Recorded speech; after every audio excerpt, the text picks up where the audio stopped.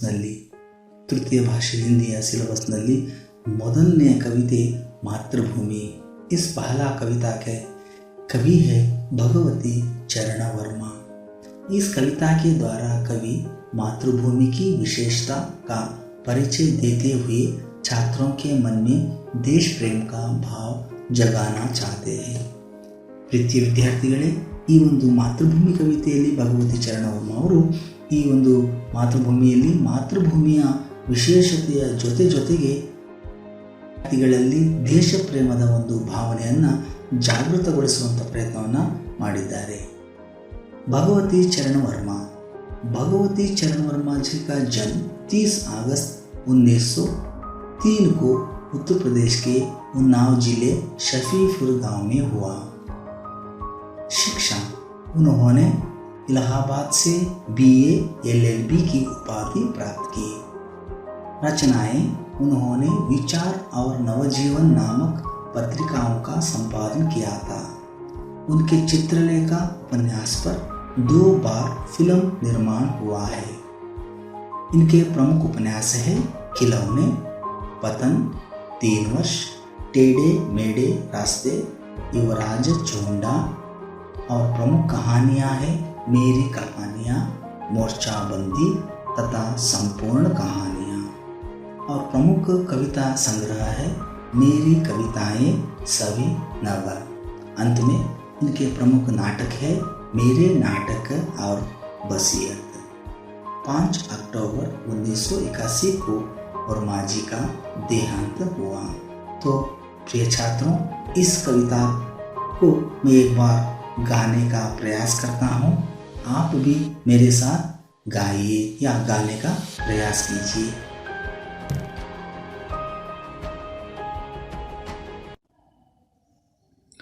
मातृभूमि शत शत बार प्रणाम, अमरों की जननी तुमको शत शत बार प्रणाम।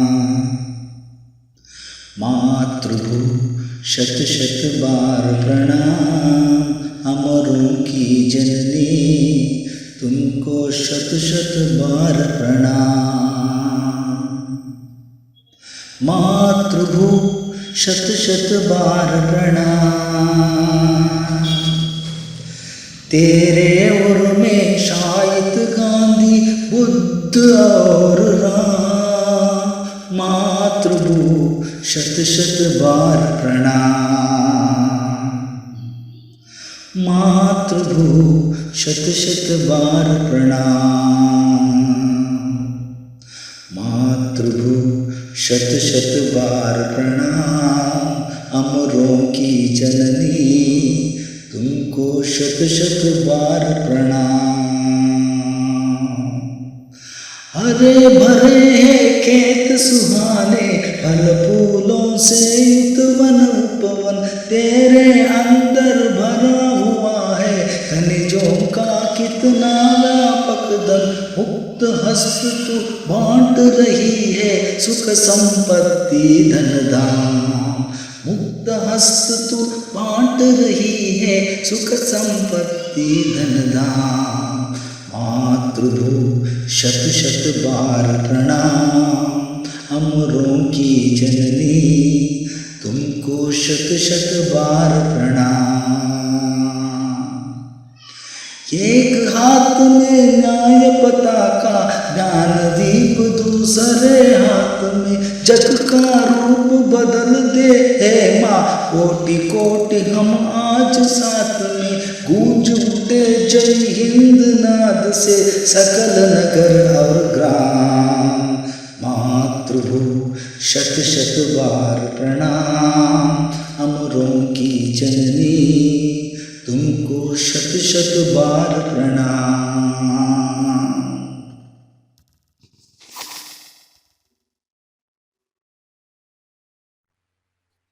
मातृभूमि शत शत बार प्रणाम, अमरों की जननी तुमको शत शत बार प्रणाम।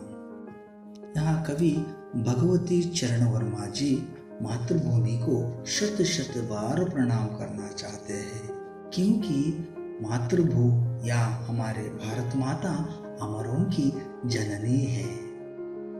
ಅಮರ್ ಕಾ ಅರ್ಥ ಹೇ ನ ಮರನೇ ವಾಲ, ಕನ್ನಡದಲ್ಲಿ ಸಾವಿಲ್ಲದವರು. ನೋಡಿ, ಇಲ್ಲಿ ಕವಿಗಳಾದಂತಹ ಭಗವತಿ ಚರಣ ವರ್ಮ ಅವರು ಮಾತೃಭೂಮಿಯನ್ನು 106 ಬಾರಿ ನಮನವನ್ನು ಸಲ್ಲಿಸ್ತಾ ಇದ್ದಾರೆ. ಯಾಕಪ್ಪ ಅಂದರೆ ಭಾರತ ಮಾತೆ ಅಮರರ ಒಂದು ತಾಯಿ, ಅಮರರ ತಾಯಿ. ಅಮರರಂದ್ರೆ ಯಾರಪ್ಪ ಅಂದರೆ ಸಾವಿಲ್ಲದವರು, ಅಥವಾ ತಮ್ಮ ಕೆಲಸದ ಮೂಲಕ ತಮ್ಮ ನೆನಪು ಸದಾ ಜನಮಾನಸದಲ್ಲಿ ಇರುವಂತೆ ನೋಡಿಕೊಂಡವರು. ತುಮಕು ಶತ ಶತ ಬಾರಿ ಪ್ರಣಾಮ. ಅಮ್ಮ, ನಿನಗೆ 106 ಬಾರಿ ನಾನು ನಮನವನ್ನು ಸಲ್ಲಿಸ್ತೇನೆ. ಮಾತೃಭೂ ಶತ ಶತ ಬಾರಿ ಪ್ರಣಾಮ. ಮಾತೃಭೂಮಿ, ನಿನಗೆ 106 ಬಾರಿ ನಾನು ನಮನವನ್ನು ಸಲ್ಲಿಸ್ತೇನೆ. ತೇರೆ ಉರ್ಮೆ ಶಾಹಿದ್ ಗಾಂಧಿ ಬುದ್ಧ ಔರ ರಾಮ್. ಏ ಮಾ, ತೇರೆ ಉರುಮೆ, ನಿನ್ನ ಹೃದಯದಲ್ಲಿ, ಉರ್ ಅಂದರೆ ಹೃದಯ, ನಿನ್ನ ಹೃದಯದಲ್ಲಿ ಶಾಹಿದ್ ಗಾಂಧಿ, ಶಾಹಿದ್ ಅಂದರೆ ಮಲಗಿರುವ, ಹಿಂದಿಯಲ್ಲಿ ಸೋಯಾಬುವ. ನಿನ್ನ ಒಂದು ಹೃದಯದಲ್ಲಿ ಗಾಂಧಿ, ಬುದ್ಧ ಮತ್ತು ರಾಮನಂತಹ ಮಹಾನ್ ಪುರುಷರು, ಪುಣ್ಯ ಪುರುಷರು ಮಲಗಿದ್ದಾರೆ.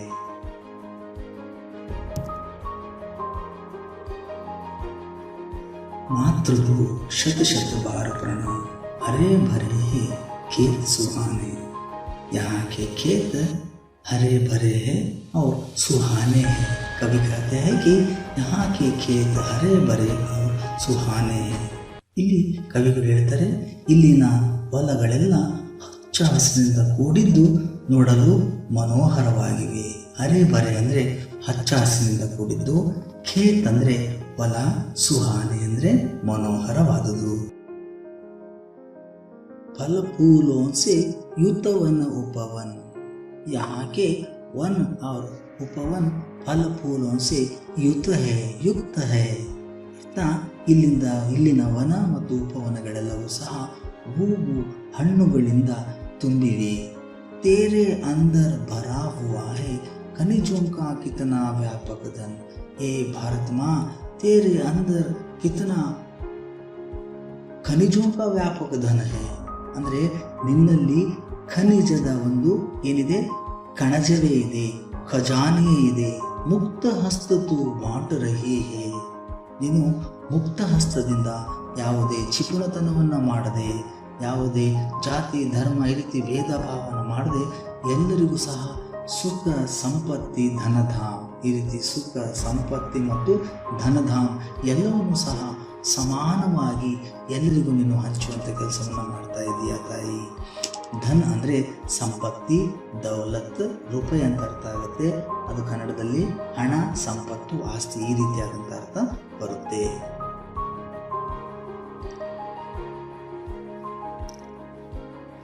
मातृभू शत शत बार प्रणाम.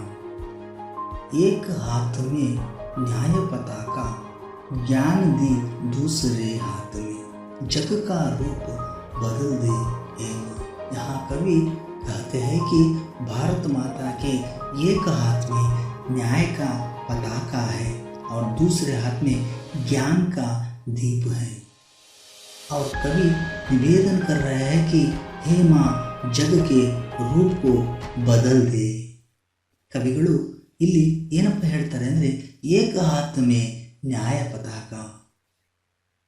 ಭಾರತ ಮಾತೆಯ ಒಂದು ಕೈಯಲ್ಲಿ ನ್ಯಾಯ ಪತಾಕ, ಪತಾಕ ಅಂದರೆ ಧ್ವಜ, ಜಂಡ ಅಂತಲೂ ಸಹ ನಾವು ಕರಿತೀವಿ.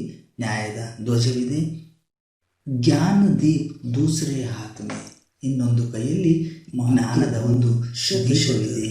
ಜೊತೆಗೆ ಕವಿಗಳು ಏಕ ಹಾತ್ ಮೇ, ಭಾರತ ಮಾತೆಯಲ್ಲಿ ಏನಂತ ನಿವೇದನೆ ಮಾಡಿಕೊಡ್ತಿದ್ದಾರಪ್ಪ ಅಂದರೆ, ಏ ಅಮ್ಮ, ನೀನು ಜಗತ್ತಿನ ರೂಪವನ್ನು ಬದಲಾಯಿಸು ಅನ್ನೋ ರೀತಿಯಾಗಿ ಅವರು ನಿವೇದನೆಯನ್ನು ಮಾಡಿಕೊಡ್ತಾ ಇದ್ದಾರೆ.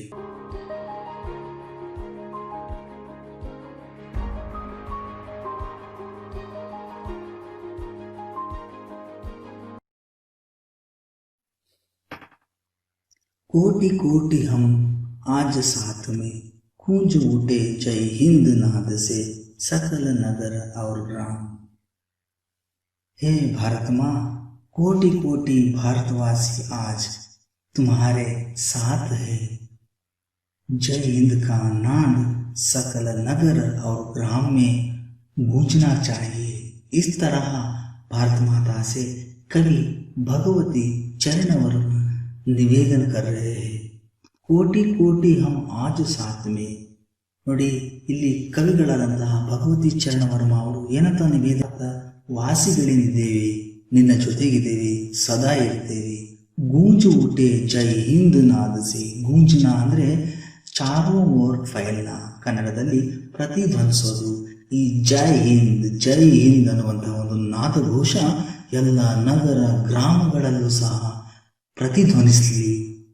ಮಾತೃಭೂ ಶತ ಬಾರಿ ಪ್ರಣಾಮ. ಮಾತೃಭೂಮಿ ನಿನಗೆ 100 ಬಾರಿ ನಾನು ನಮನಗಳನ್ನು ಸಲ್ಲಿಸ್ತೇನೆ.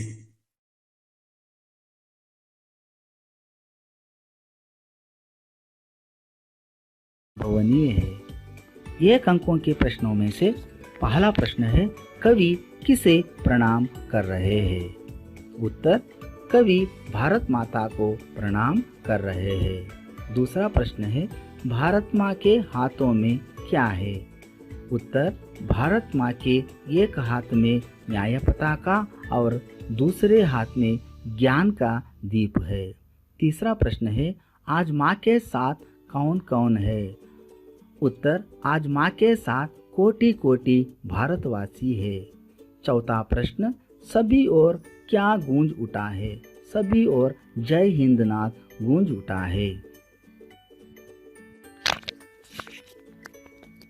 छात्रों, अब हम मातृभूमि कविता से आने वाले 3 अंक का अथवा दीर्घ उत्तरीय प्रश्नों के बारे में देखेंगे।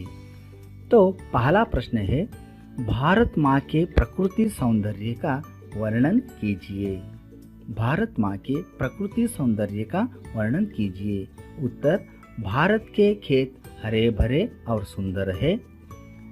फल फूलों से युक्त है यहाँ के वन उपवन। भारत भूमि के अंदर व्यापक खनिज संपत्ति भरा हुआ है।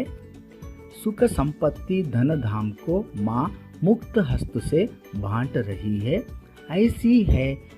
ऐसी अपूर्व है भारत माँ का प्रकृति सौंदर्य।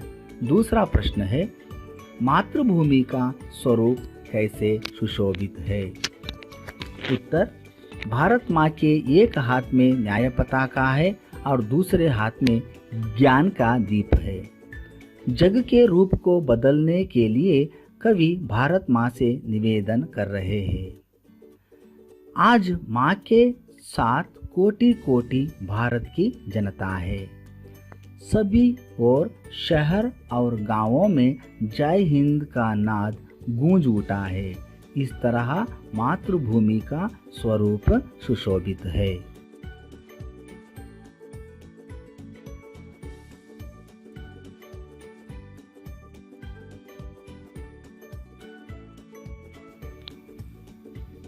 इस मातृभूमि कविता से संभवनीय प्रश्नों में से तीसरा प्रश्न है, भारत माता अथवा मातृभूमि को अमरों की जननी क्यों कहा जाता है?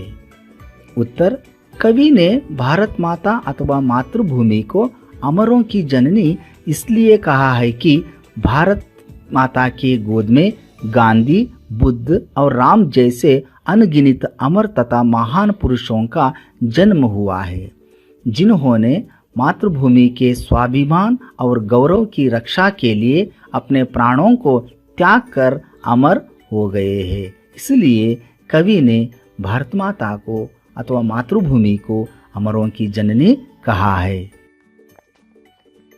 दूसरा पद्य